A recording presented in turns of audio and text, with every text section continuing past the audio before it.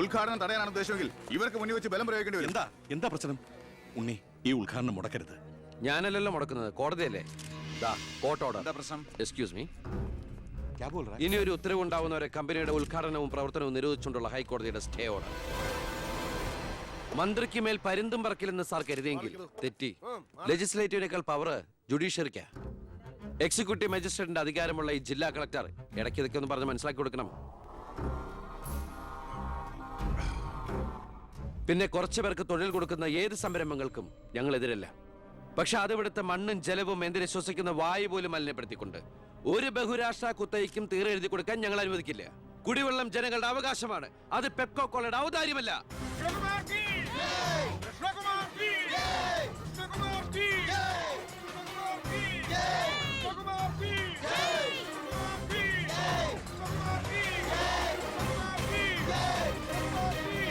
ഇങ്ങനെ ഒരു ബന്ധത്തിന് എതിർപ്പുകൾ ഉണ്ടാവും, സ്വാഭാവികം, നമുക്കത് മനസ്സിലാവും. പക്ഷെ ആ എതിർപ്പുകളുടെ കോട്ടമതിലുകൾ തച്ചുടച്ചൊന്നാകണം. എപ്പോഴായാലും ചേരേണ്ടവർ തമ്മിലേ ചേരണം, എന്നാലേ മറ്റുള്ളവരുടെ പ്രാർത്ഥന ഉണ്ടാവും. പിന്നെ നമ്മൾ കല്യാണമൊക്കെ കഴിച്ച് 3-4 കുട്ടികളാവുമ്പോ ഈ എതിർപ്പുകളൊക്കെ കാറ്റിൽ പറത്തിവിട്ട പട്ടം കണക്കെ പറന്ന് എങ്ങനെ അങ്ങോട്ട് പൊക്കോളും. നമ്മുടെ കല്യാണോ? ഞാൻ ഉദ്ദേശിച്ചത് അതല്ല. പിന്നെന്താ ഉദ്ദേശിച്ചത്? പ്രസാദ്,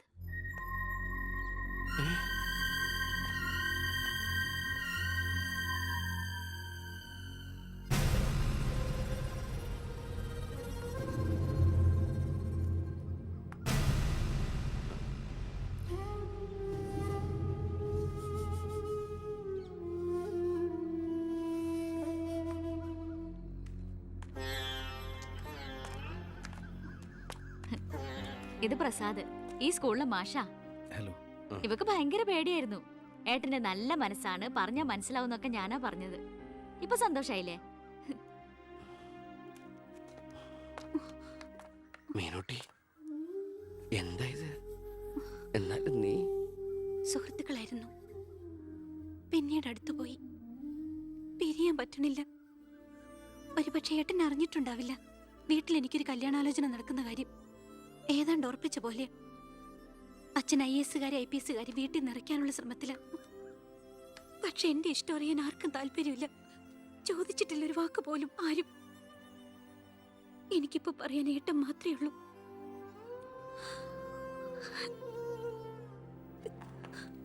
തെറ്റായിട്ട് പറയുകയല്ല. മന്ത്രിയുടെ മകൾ, കോടീശ്വരി, നല്ല വിദ്യാഭ്യാസം, സുന്ദരി, ആർക്കും മോഹം ഉണ്ടാവും. ഞാൻ അറിഞ്ഞിരുന്നില്ല മന്ത്രിയുടെ മകളാണെന്നൊന്നും.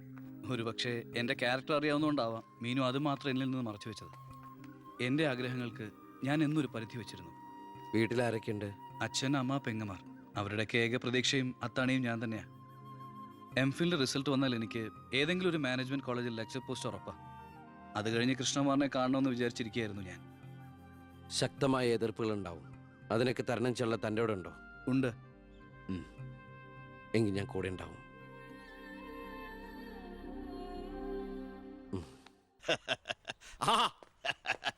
വരുന്ന എന്റെ ഒരേ ഒരു സൽപുത്രൻ, നാട് ഭരിക്കുന്ന മന്ത്രിയൊക്കെ. നാട് ഭരിച്ചാലല്ലേ തിരക്കറിയാൻ പറ്റും. അല്ല, ഞാൻ മോനെയാണ് ഉദ്ദേശിച്ചത്. നേരെ അടുക്കളയോട്ട് പോവാന്നോ? ഇവിടെ നടക്കുന്ന ചടങ്ങ് എന്താണെന്ന് മനസ്സിലായോ? മീനൂട്ടിയുടെ കല്യാണം ഉറപ്പിക്കുക. ഓ, അത് ശരി. ഞാനും വിചാരിച്ചു എന്താണ് ഇവിടെ ASP ഒരു ബിസിനസ് എന്ന്. എന്നിട്ട് കച്ചവടം ഉറപ്പിച്ചോ? ഇപ്പൊ ഉറപ്പിക്കും. Hello, I am Harindran from Singapore. ഏയ്, ഒരു മിനിറ്റ്. ഇനി ഹരീന്ദ്ര സാർ ഇരിക്കുക. അല്ല, ചുമ്മാ കയറി നിൽക്കണ്ടല്ലോ. ഈ കല്യാണം നടക്കില്ല.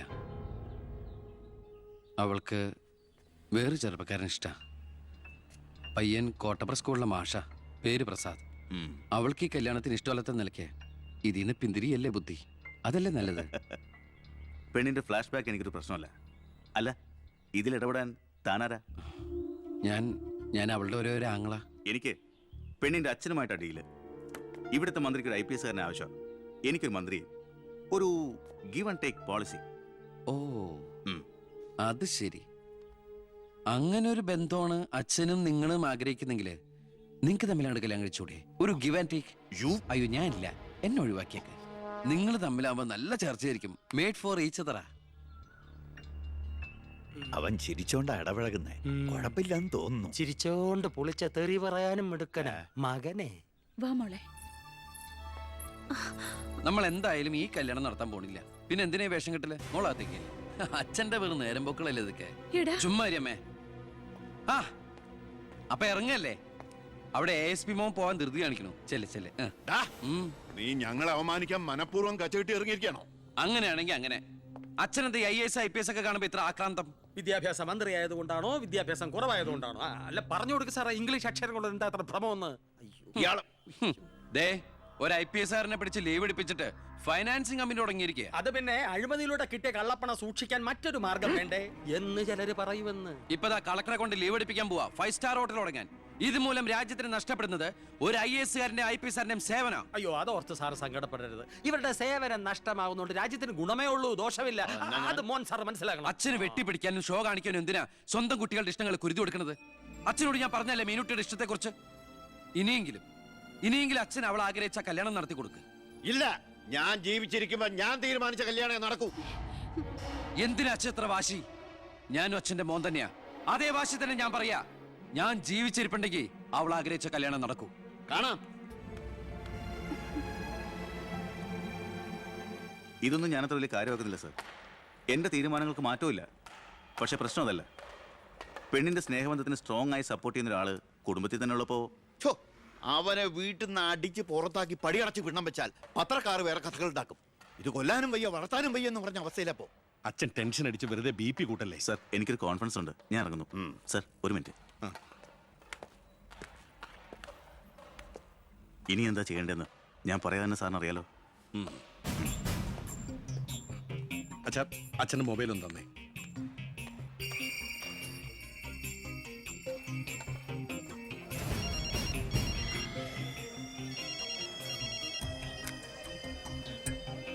ഹലോ. ആ, പൗത്രന് പേര് പ്രസാദ്. കോട്ടപ്പുറം UPS സ്കൂളിലെ കണക്ക് വാദ്യാർ. ആ, രാഷ്ട്രീയ വൈരാഗ്യം. ആ, പിന്നെ വിവരങ്ങൾ അപ്പപ്പോ എന്നെ അറിയിക്കണം. ആ, നീ ഇപ്പൊ എന്ത് ചെയ്യാൻ പോവാ? അച്ഛൻ ആരുടെ മുമ്പിലും തല കുനിക്കുന്നത് കാണാൻ എനിക്ക് വയ്യ. നമ്മുടെ മീനുവിന്റെ കല്യാണം മാന്യമായി നടത്തണ്ടേ അച്ഛാ?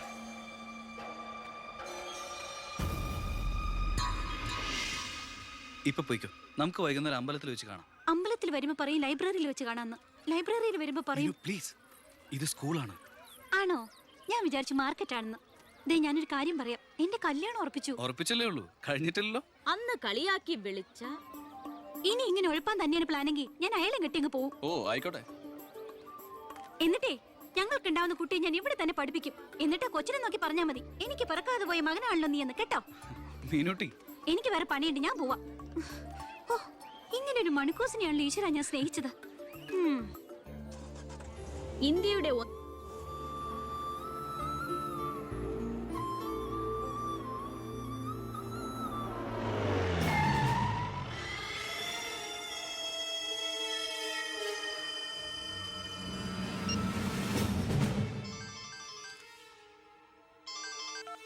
ഹലോ.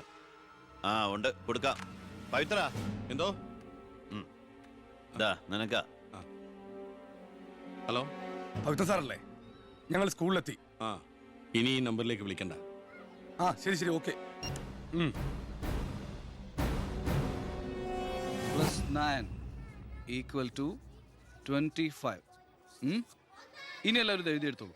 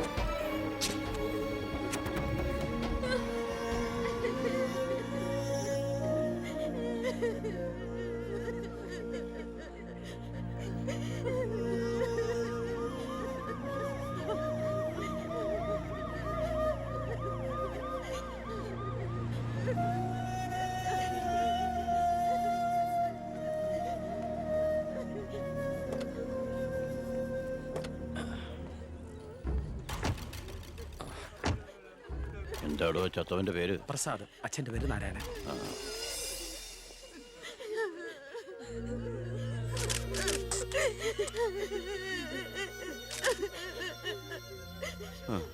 പ്രസാദിന്റെ അച്ഛൻ ഈ ഇരിക്കുന്ന ഞാനാണ് കേട്ടാ. പ്രസാദ് എപ്പോഴും പറയുമായിരുന്നു അച്ഛനെ കുറിച്ച്. വിഷമിക്കരുത്.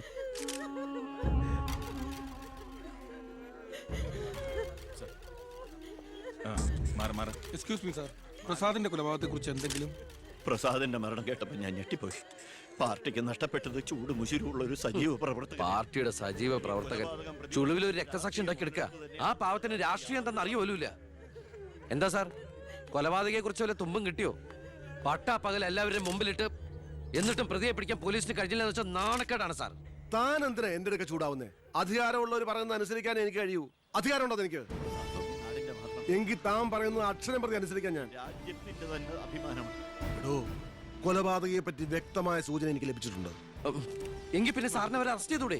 വെറുതെ അറസ്റ്റ് ചെയ്തിട്ട് കാര്യമൊന്നുമില്ല. സാക്ഷികൾ വേണം. അല്ലെങ്കിൽ കോടതിയിൽ നിന്ന് പുല്ല് പോലും ഇറങ്ങിപ്പോരും. സാക്ഷി പറയാൻ ആളുണ്ടാവണം. ആരും ഉണ്ടാവില്ല. ഉണ്ടെങ്കിലോ അധികാരികളുടെ ഒക്കെ ഉത്തരവിന് മേലെ നിന്നുകൊണ്ട് ഞാൻ പ്രതിയെ കസ്റ്റഡിയിലെടുക്കാം. ശിക്ഷ വാങ്ങിക്കൊടുക്കാം. കുട്ടികളുടെ മുന്നിലിട്ട് കുട്ടികളുടെ ഷോക്ക് ഇതുവരെ വിട്ടുമാറിയിട്ടില്ല. പ്രസാദിന്റെ അച്ഛനും അമ്മയും പെങ്ങളും ഒക്കെ അവരുടെ കണ്ണീര് നമുക്ക് കണ്ടില്ലെന്ന് അടിക്കാൻ പറ്റുമോ? വേണ്ട കുഞ്ഞെ, അവരൊക്കെ വലിയ വലിയ ആളുകളാ. എനിക്ക് ഇവളല്ലാതെ വേറെ ആരുമില്ല. കൊള്ളാവുന്ന ഒരുത്തരെ ഇവളെ കൈപിടിച്ചു കൊടുത്ത് മനസമാധാനത്തോടെ മരിക്കണം എന്നാ എന്റെ ആഗ്രഹം. ശരി, പ്രസാദിന്റെ കൊലപാതകത്തിൽ നിന്ന് നമുക്കങ്ങനെ ഒഴിഞ്ഞു മാറാൻ പറ്റൂ? ഒരു തരത്തിലും നമുക്കില്ലേ പങ്ക്? താൻ ഒരാൾ വിചാരിച്ചാല് കൊലപാതകയെ കോടതിയുടെ മുമ്പിൽ കൊണ്ടുവരാൻ പറ്റും, വ്യക്തമായ സാക്ഷിമൊഴികളോടെ. എന്നെ വിശ്വാസമില്ല ശരിക്ക്.